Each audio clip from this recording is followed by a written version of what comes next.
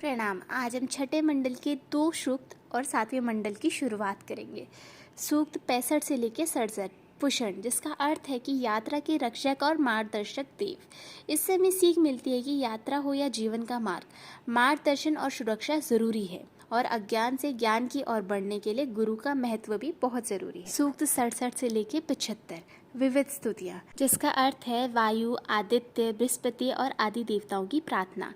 इससे हमें सीख मिलती है कि जीवन में संतुलन, विवेक और विनम्रता बनाए रखनी चाहिए और हर शक्ति का सम्मान और सदुपयोग करना चाहिए। इस मंडल से हमें सीख मिलती है कि अग्नि की तरह अपने कर्म और विचार शुद्ध रखें।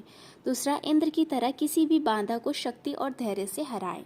तीसरा, वरुण और मित्र की तरह हर वचन और न्याय का पालन करें।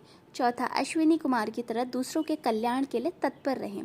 पांचवा, मरुतों से सीखें कि एकजुट प्रयास बड़ी सफलता देता है। छठा, उषा की तरह हर दिन को नई शुरुआत माने। सातवां, पुष्ण की तरह सही दिशा और सुरक्षा को महत्व दें।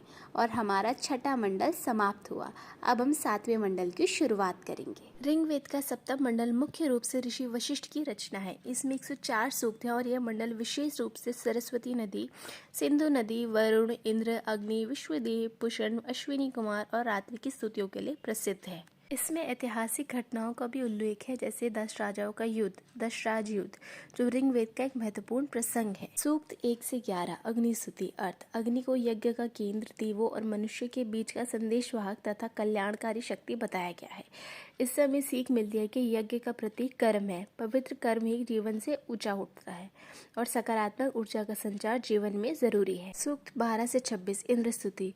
इसका अर्थ है कि इंद्र को युद्ध में विजय देने वाला, असुर विजेता और वर्षा प्रदाता बताया गया है।